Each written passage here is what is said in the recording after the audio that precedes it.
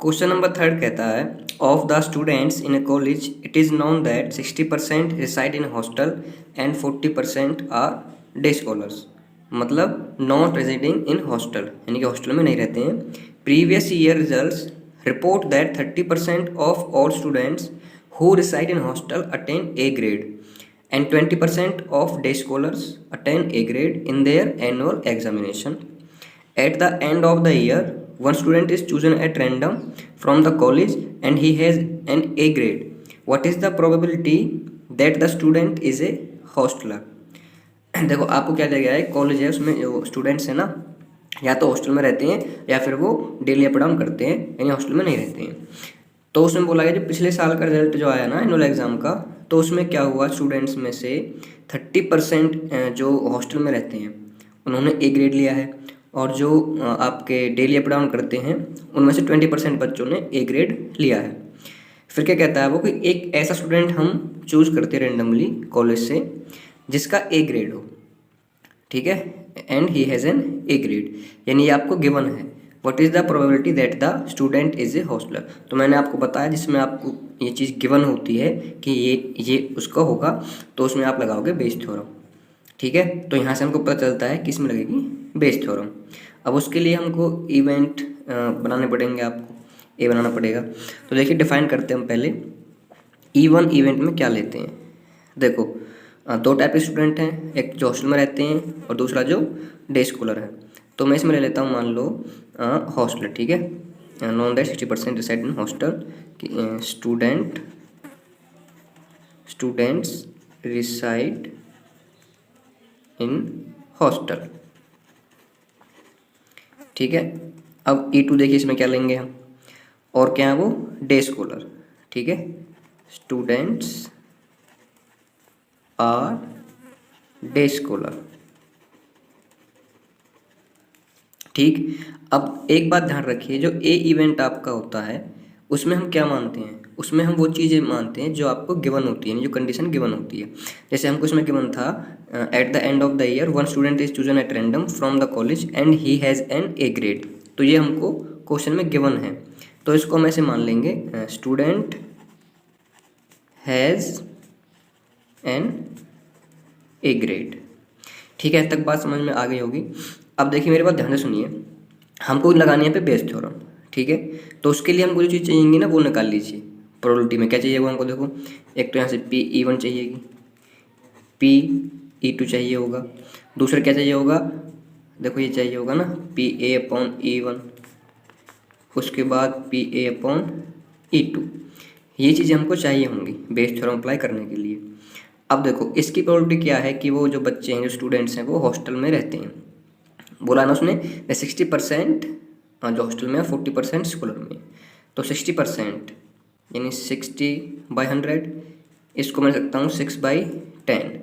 ऐसे ही PE2 यानी जो कि डे स्कॉलर हैं वो आपको दिया है इसने 40%, ठीक है। तो जाएगा 40/100 जो कि 4/10 बना। अब देखो PA/E1, इसका मतलब क्या होगा कि स्टूडेंट का ए ग्रेड है अगर वो हॉस्टल में रहता है तो, ठीक है। देखो उसके लिए उसने बोला है आगे, ये कहाँ पे बोल रखा है, ये रहा, that 30% of all students who reside in hostel attain A grade. तो 30% ऐसे हैं जिन्होंने ए ग्रेड लिया है और वो कहाँ रहते हैं, हॉस्टल में रहते हैं। तो इसकी बनेगी आपकी 30% यानी 30/100 यानी कि 3/10। उसके बाद देखिए PA/E2, ठीक है, यानी ऐसे स्टूडेंट्स जो कि डे स्कॉलर हैं और उन्होंने ग्रेड ए अटेन किया है, उसकी उसने दी है यहाँ पे प्रोबेबिलिटी 20%। तो इसको हम लिखेंगे 20/100 यानी 2/10, ठीक है। ये सारी वैल्यूज हमने निकाल के रख ली हैं। अप्लाई करेंगे हम बेस थ्योरम। तो यहाँ पे आप लिखोगे यूजिंग बेस थ्योरम, ठीक है। ये क्या कहती है, उसको फॉर्मूला लिखिए पहले आप। देखो P हमको जो निकालना है, उसने पूछा क्या है, what is the probability that the student is a hosteller, ठीक है। यानी हमको जो निकालना है ना, हमको निकालना है PE1/A, ठीक है, कि बच्चा हॉस्टल वाला हो जिसने ग्रेड अटेंड किया है। तो इसके लिए फॉर्मूला क्या बनेगा, देखिए ध्यान से, अब PE1 इंटू P/A/E1, और अपॉन में क्या आ जाएगा, देखो एक तो ये आएगा P E one into P of A upon E one plus में क्या आएगा P of E two into P of A upon E two. ठीक है, ये हमने बेस थ्योरम अप्लाई कर दिए, बस अब वैल्यूज पुट करनी है हमने, वो सारी निकाल के यहाँ पे रख ली है। चलिए आप देखिए ध्यान से, पी ई वन हमारे पास है 6/10, इसको मैं इसलिए कट नहीं कर रहा हूँ जिससे कैलकुलेशन ना आपकी ईजी बनी रहेगी। उसके बाद मल्टीप्लाई में P of A upon E one, ये आपके पास कितना है 3/10, अपॉन में क्या है इसके, एक तो ये है साइन, उसके बाद plus P of E two 4/10 into में क्या है 2/10। इसको सॉल्व कर लीजिए अब आप, ये कितना बनेगा आपका देखो 18/100, और यहाँ से क्या बनेगा ये 18/100 प्लस 8/100, यहाँ से 100 एलसीएम होगा तो ये आपका आ जाएगा, देखो ध्यान से ऐसे 100 और ये जाएगा आपका 26, 100 से 100, इसको 2 से कट कर दीजिए तो आपका आंसर बना, देखिए ध्यान से 9/13, तो ये आपका आंसर होगा। चलिए नेक्स्ट क्वेश्चन है, कहता है in answering a question on a multiple choice test student either knows the answer or guesses. Let 3/4 be the probability that he knows the answer and 1/4 be the probability that he guesses. Assuming that a student who guesses at the answer will be correct with probability 1/4, what is the probability that the student knows the answer given that he answered it correctly? देखो given that है यानी Bayes theorem apply होगी। अब ध्यान से बस event को define कीजिए, उनकी प्रोबेबिलिटी निकालिए। देखो कहता है कि एक मल्टीपल चॉइस क्वेश्चन है, ठीक है, उसको स्टूडेंट आंसर करता है, अगर वह उसका आंसर जानता है या फिर बस तुक्का मारता है तो उन दोनों की प्रोबेबिलिटी आपको दी है। आपको ये बताना है कि उसका आंसर सही निकला, ठीक है, सही निकला तो ये बताइए कि उसका उस आंसर को जानता होगा या जानता था, ये प्रोबेबिलिटी हमको बतानी है। अब देखिए ध्यान से कैसे इवेंट डिफाइन करेंगे। देखो इवन में हम क्या मानेंगे वो देखिए ध्यान से, हम मान लेते हैं कि स्टूडेंट जो है वो आंसर जानता है, student knows the answer. E two event मानेंगे, उसमें क्या मानेंगे ही गैसेज द आंसर, ठीक है भाई। उसके बाद देखो इवेंट ए, इसमें हम क्या डिफाइन करते हैं, जो हमको गिवन दैट होता है, given that he answered it correctly, तो उसे मान लिया हमने he answered the question correctly. यहाँ तक कोई दिक्कत मेरे ख्याल से नहीं होगी, ठीक है। अब देखिए ध्यान से, हमको पहले निकालना होगा पी ई वन, यानी कि इसकी संभावना कि वह क्वेश्चन का आंसर जानता है। देखो उसने शायद दी है ये, let 3/4 be the probability that he knows the answer, यानी कि 3/4 ये आपको गिवन है। उसके बाद देखिए P of E two, he guesses the answer, ये भी आपको प्रोबेबिलिटी दी है, and 1/4 be the probability that he guesses, ठीक है, तो 1/4। अब हमको देखो क्या निकालना होगा, एक तो निकालना होगा P A upon E one, दूसरा क्या निकालना होगा P A upon E two. देखो इसका क्या मतलब बना, क्या स्टेटमेंट बनेगी कि स्टूडेंट का जो आंसर है ना वो करेक्ट हो, ठीक है, ए में ये तो डिफाइंड है, कब, अगर वह उसका आंसर जानता है। देखो अगर कोई स्टूडेंट क्वेश्चन का आंसर जानता है तो करेक्ट होने की प्रोबेबिलिटी क्या होगी, श्योर इवेंट हो जाएगा ना, तो श्योर इवेंट की होती है 1। बस इस क्वेश्चन में आपको ये ध्यान रखना है, यहीं पे थोड़ा आपको ये हिंट याद रखना है। उसके बाद देखो P A upon E two, यानी कि क्वेश्चन का आंसर करेक्ट हो कब, जब उसने तुक्का मारा हो, गैस किया हो, ठीक है, तो उसकी आपको देखो यहाँ पे दी है, a student who guesses at the answer will be correct with the probability 1/4, ठीक है।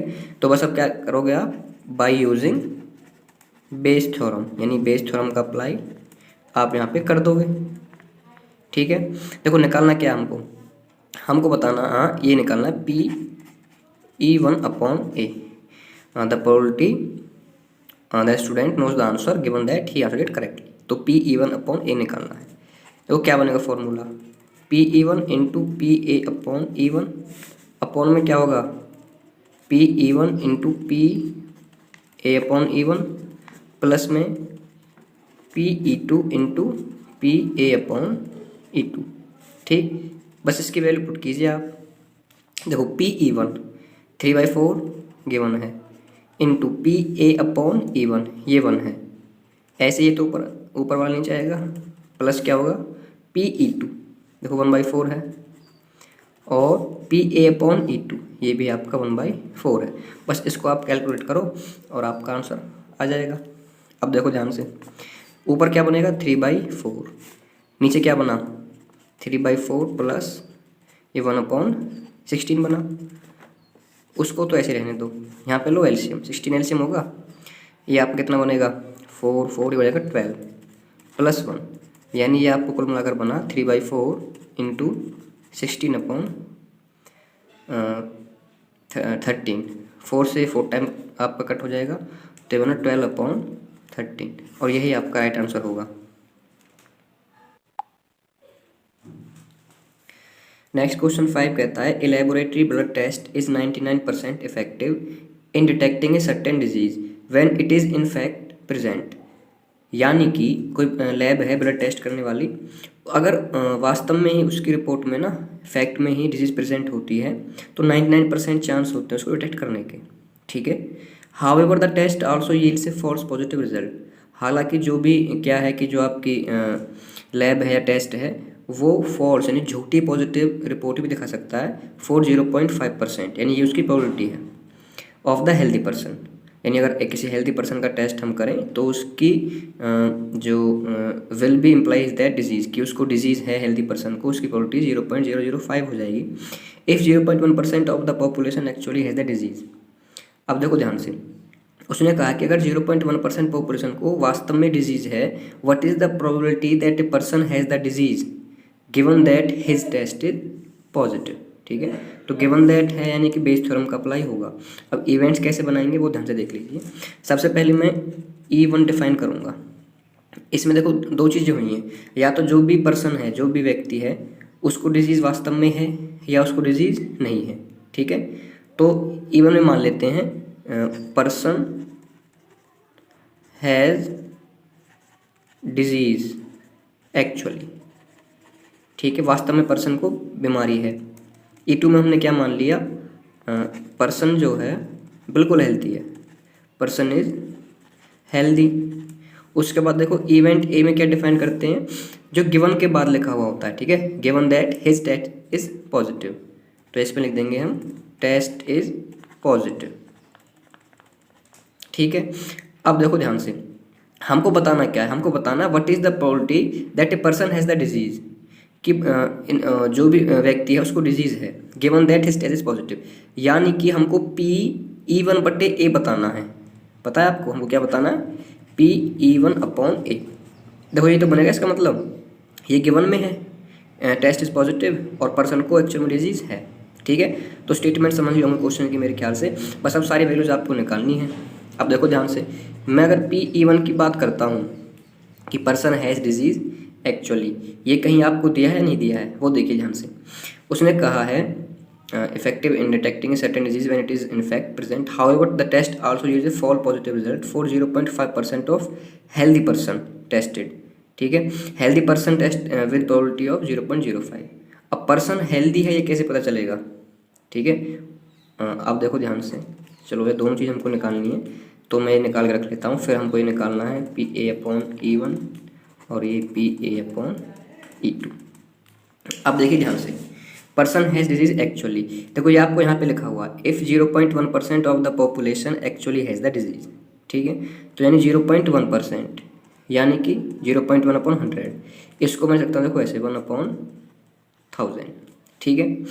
पर्सन इज हेल्दी, जो पर्सन है वो क्या है, हेल्दी है। उसकी कहाँ से निकलेगी, देखो अगर पर्सन को एक्चुअल में डिजीज होगी तो ये वो है, या फिर डिजीज होगी या फिर नहीं होगी, तो उसकी मैं कैसे निकालूंगा, देखो 1 माइनस, अगर मैं 1 में से ये वाली प्रोबेबिलिटी माइनस कर देता हूँ, ठीक है, तो हमारे पास किसकी प्रोबेबिलिटी निकल के आ जाएगी कि पर्सन आप क्या है वो हेल्दी है।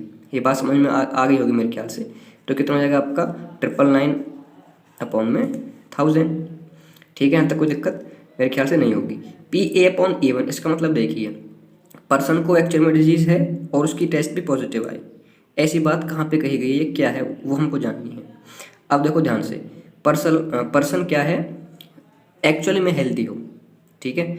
अब देखो कह रहा है laboratory blood test is 98% effective in detecting a certain disease then it is in fact present, However, the test also yields a false positive result for 0.5%। और देखो फॉल्स वाली चीज़ है, फॉल्स पॉजिटिव रिजल्ट, यानी कि पर्सन हेल्दी है और test क्या दिखा दिया पॉजिटिव, तो ये वाली होगी आपकी PA/E2, ठीक है, जो कि आप कितनी है 0.5% है। तो इसको मैं लिख रहा हूँ देखो ऐसे, ये क्या बन जाएगा फिर से आपका यहाँ से 5 में ये 1000 बन जाएगा। अब ये रहेगी आपकी PA/E1।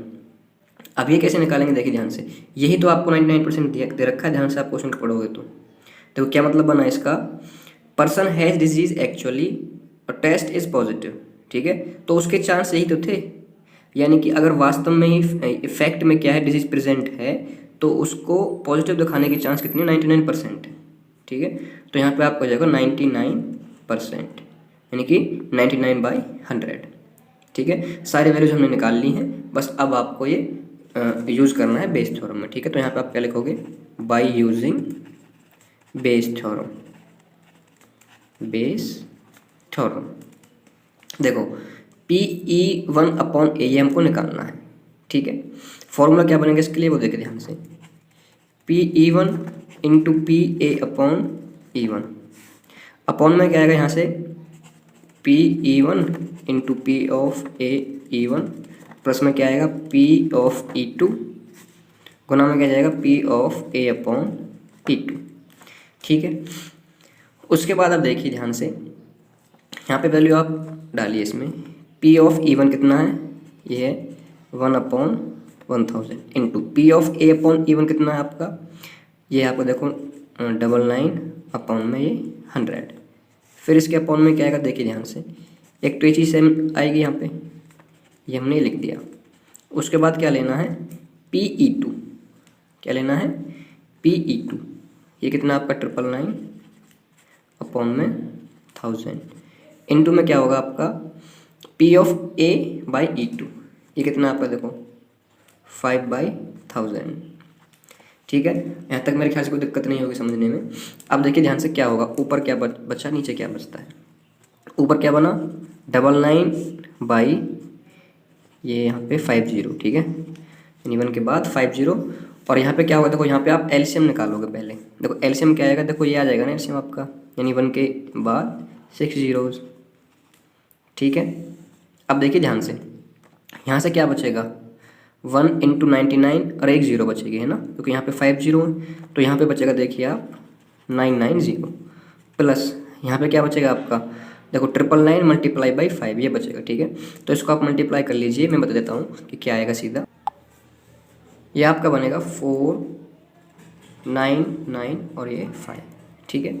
इसको आगे हम कैलकुलेट करते हैं। अब देखिए ध्यान से क्या बनेगा, ये आपका बन चुका है, वो देखिए 99 1 के बाद आपकी ये 5 zeros है,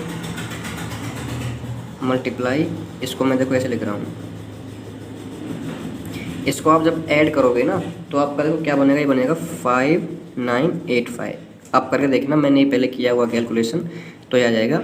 उसके बाद देखो ये 5 zeros से यहाँ पे 5 zeros कैंसिल, ठीक है, यानी आपके पास बचा 990/5985। आप जब इसको ना 5 से कैंसिल करोगे देखिए क्या बचेगा आपके पास, देखो 5 1 जा 5, फिर आपके पास क्या आएगा ये 5 9 जा, ठीक है, और फिर 8 जा, यहाँ पे क्या बचेगा आपके पास, ये बन जाएगा आपके पास 1, उसके बाद फिर 1 और ये 7, ठीक है, यानी 198/1197। उसके बाद 3 से आप कट कर दीजिए, ये बनेगा 66 अपॉन में क्या बनेगा यहाँ पे 3, फिर 9 टाइम्स जाएगा, उसके बाद फिर 9 टाइम्स, तो 66/399 ये बना। आपके बाद फिर इसको आप 3 से कट कर दोगे, ठीक है, तो ये बन जाएगा आपके पास ये, और यही आपका राइट आंसर है, ठीक है। तो समझ में आ गया वो क्वेश्चन। चलिए क्वेश्चन नंबर 6 कहता है there are 3 coins, one is a 2-headed coin, यानी कि having head on both side, ठीक है, another is a biased coin that comes up head 75% of the time, and third is an unbiased coin, one of the 3 coins is chosen at random and tossed, it shows heads, what is the probability that it was the 2-headed coin. अब देखिए ध्यान से, it shows heads, ठीक है, यानी यहाँ पे आपको एक प्रकार से गिवन वाली कंडीशन दे रखी है, तो बेस थ्योरम का अप्लाई होगा ही होगा। यहाँ पे आपके पास 3 टाइप्स के कॉइन है। एक क्या है, टू हेड कॉइन, यानी जिसके दोनों फेसेस पे क्या है, हेड है, ठीक है। उसके बाद आपके पास क्या है, एक बाइस्ड कॉइन है, ठीक है, जिसमें हेड्स आने की प्रोबेबिलिटी आपको दे रखी है 75%।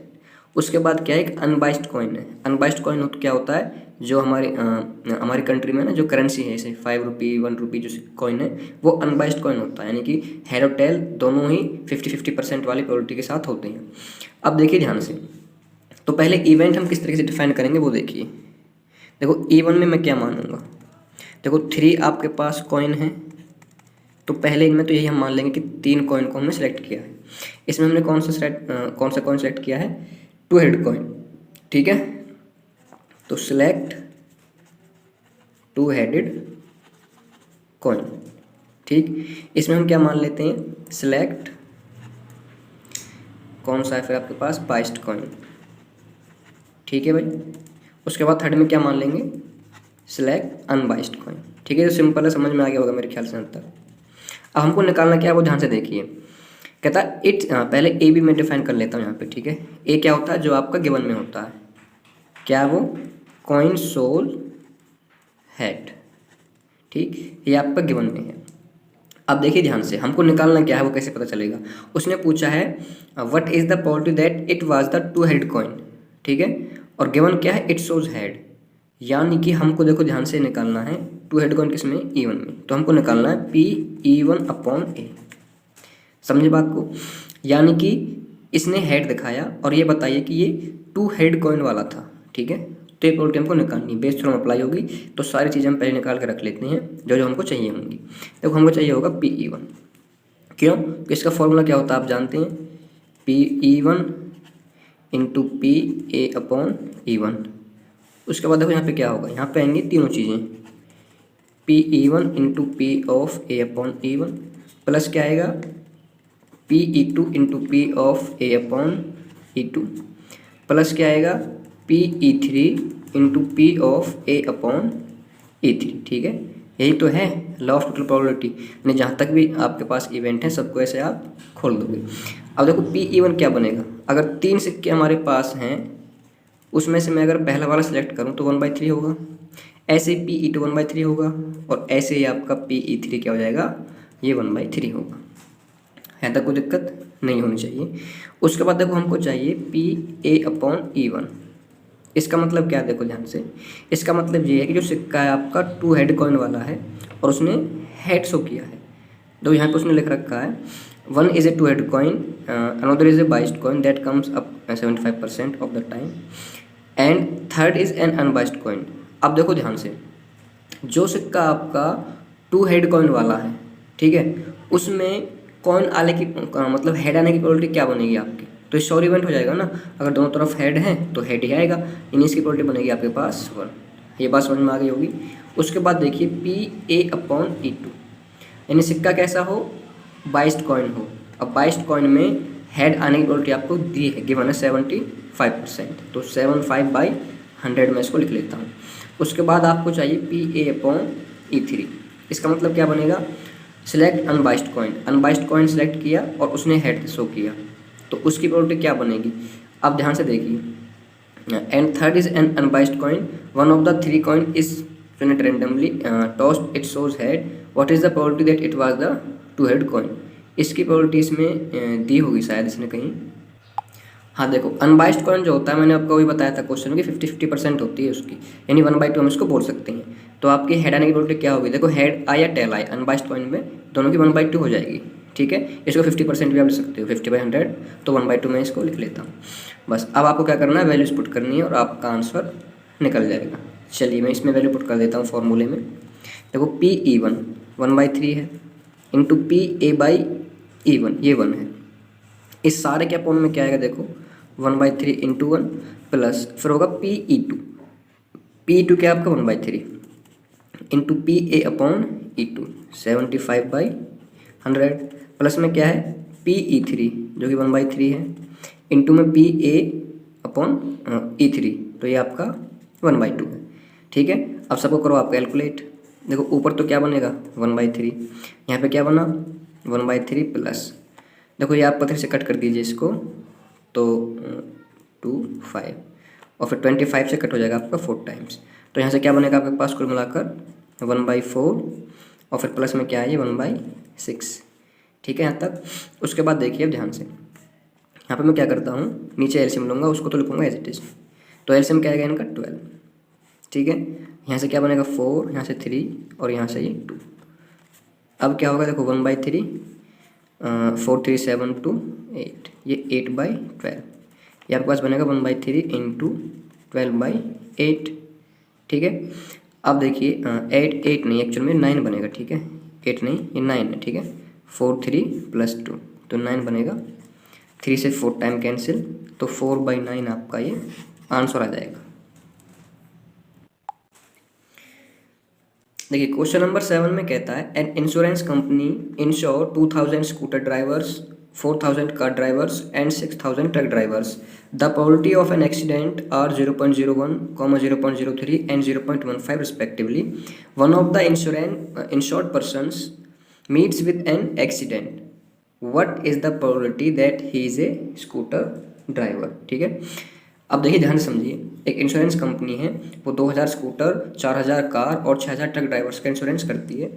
एक्सीडेंट होने की प्रोबेबिलिटी स्कूटर, कार, ट्रक की वो आपको दे रखी है। कहता है one of the insured person meets with an accident, तो ये आपको गिवन वाली कंडीशन है कि उनमें से किसी एक का एक्सीडेंट हो जाता है, स्कूटर ड्राइवर का, कार ड्राइवर का या ट्रक ड्राइवर का। तो what is the probability that he is a scooter driver, तो ये बताइए कि वो स्कूटर ड्राइवर होगा जिसका एक्सीडेंट हुआ है। अब देखिए यहाँ से बेस थ्योरम तो अप्लाई होगी। इसमें इवेंट्स आप कैसे डिफाइन करोगे वो चीज़ देख लीजिए पहले। ठीक है, देखो इवन में क्या होगा, इवन में आप क्या मानोगे, पर्सन इज स्कूटर ड्राइवर। ठीक है, E2 में आप मान लीजिए person is car driver. E3 में आप मान लीजिए पर्सन इज ट्रक ड्राइवर। ठीक है यहाँ तक। अब ए में क्या मानोगे आप, देखो ए में क्या है, पर्सन मीट, जो गिवन होगा भाई, तो person meets with an accident. ठीक है, ये हमने सारी चीज़ें मान ली हैं। अब हमको बेस थ्योरम का अप्लाई करना है इसमें। ठीक, उसके हिसाब से पहले जो चीज़ हमको चाहिए होंगी वो निकालनी है। अब देखो हमको एक्चुअल में ना क्वेश्चन में निकालना क्या है वो समझिए। हमको निकालना है P(E1/A). क्यों, देखो क्या बनेगा, ये बनेगा कि person meets with an accident, जो पर्सन जिसका एक्सीडेंट हुआ है वो क्या हो, एक स्कूटर ड्राइवर हो। यही तो हमको निकालना है ना। तो यूजिंग बेस थ्योरम हम करेंगे, क्या करेंगे, by using Bayes theorem, Bayes theorem. ठीक है, उसके लिए हमको जो चीज़ चाहिए होंगी वो पहले निकाल रख लेते हैं यहाँ पे साइड में। क्या चाहिए होगा, देखो ध्यान से, पहले तो चाहिए होगा P(E1). अब देखो जो पर्सन है वो स्क्रू ड्राइवर हो, इसकी प्रोबेबिलिटी क्या होगी, वो कैसे पता लगेगा। देखो आपके पास स्क्रू ड्राइवर्स हैं 2000, और टोटल कितने बनेंगे आपके पास, देखो 2000, 4000 और 6000, 2 4 और ये 6, 12,000 आपके पास टोटल हो चुके हैं। ठीक है, 12,000 टोटल हैं, और स्कूटर के कितने आपके पास 2000। ठीक है, तो कितनी बनी प्रोबेबिलिटी यहाँ से 1/6। ऐसे निकाल लीजिए P(E2) यानी कार ड्राइवर, वो आपके 4000 हैं, तो हो जाएगी आपके पास 4000/12,000 यानी कि 1/3। ऐसे आप निकाल लीजिए, देखो P(E3), ये क्या बनेगा आपके पास 6000/12,000 यानी कि 1/2। उसके बाद हमको क्या निकालना होगा, PA/E1, PA/E2 और PA/E3, ये सब और निकालना हमको। ठीक है, तो मैं आपको बता रहा हूँ क्या होगा, वो आपको यहाँ पे दी है। देखो PA/E1 यानी कि पर्सन जो है वो स्क्रू ड्राइवर हो और उसका एक्सीडेंट हुआ हो, उसकी प्रोबेबिलिटी आपको दी है 0.01। ठीक है, इसको आप 1/100 भी लिख सकते हो। उसके बाद हमको देखो दिए PA/E2, ये आपको दिए 0.03, और यहाँ पे आपको देखो P(A/E3), ये क्या दिया आपको 0.15। ठीक है, सारी वैल्यूज हमारे पास हैं, यहाँ पे लगाइए फॉर्मूला। ठीक है, क्या बनेगा, देखो ध्यान से, P(E1) इंटू P(A/E1) अपॉन में क्या आएगा, P(E1) into P(A/E1) plus P E two into P of A upon E two plus में आएगा P E three into P of A upon में ई थ्री। ठीक है, ये हमने बेस थ्योरम अप्लाई कर दिया, फॉर्मूला लिख दिया है, वैल्यूज पुट कीजिए। अब देखो ध्यान से, पी ई वन की वैल्यू हमने निकाल ली अभी, कितनी है 1/6, तो लिखोगे 1/6 into P A upon E one, इसको मैं लिख रहा हूँ 1/100। ठीक है, या फिर 0.01 लिखे रहने दीजिए, कोई दिक्कत नहीं है, अभी इसको 0.01 लिख दिया। अब यहाँ पे देखो क्या होगा, 1/6 इंटू 0.01 प्लस में क्या आएगा P A upon E one, P E two sorry, तो 1/3 इंटू ये आपके पास हो जाएगा 0.03 प्लस 1/2 इंटू 0.15। ठीक है, ये क्या बनेगा आपके पास, देखो 0.01/6 और यहाँ से क्या आएगा 0.01/6 प्लस 0.03/3 प्लस 0.15/2। ठीक है, अब आप क्या कर सकते हो, एलसीएम ले सकते हो, या फिर इसको पहले पॉइंट को हटा के आप कर सकते हो। ठीक है, तो वही मैं करने जा रहा हूँ, देखो ध्यान से, मैंने इसको लिख दिया 1/6 इंटू 100, यानी इस चीज़ को मैंने लिख दिया है 1/600 अपॉन में क्या होगा 1/600 प्लस इसको मैं क्या लिखूँगा, देखो ध्यान से, ये हो जाएगा 3/300। ठीक है, तो एक प्रकार से 1/100 ही बचेगा, ये 3 कट जाएगा आपका, तो 0.01 बचेगा, यानी 1/100। और प्लस में क्या आएगा यहाँ से, ये आपके पास बनेगा देखो 15/200, 5 से कट कीजिए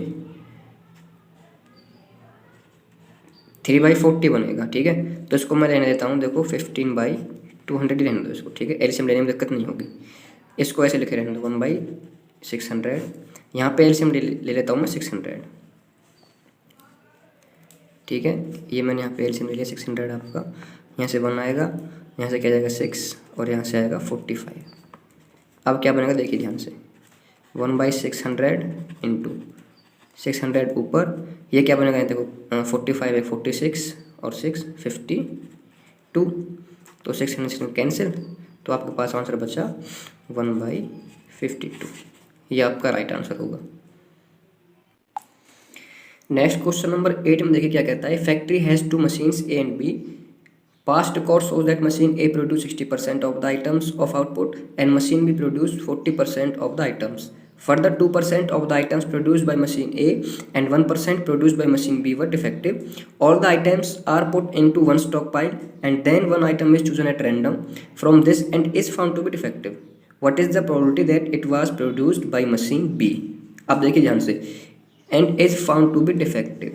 ठीक है, यानी कि गिवन दैट, फाउंड या पता चला है, जो भी है, इट इज़ नोन। ठीक है, यानी कि जब जहाँ भी ये सेंस निकलती हो तो समझो बेस थ्योरम लगेगी उसमें, जिसमें आपको गिवन कुछ चीज़ होगी।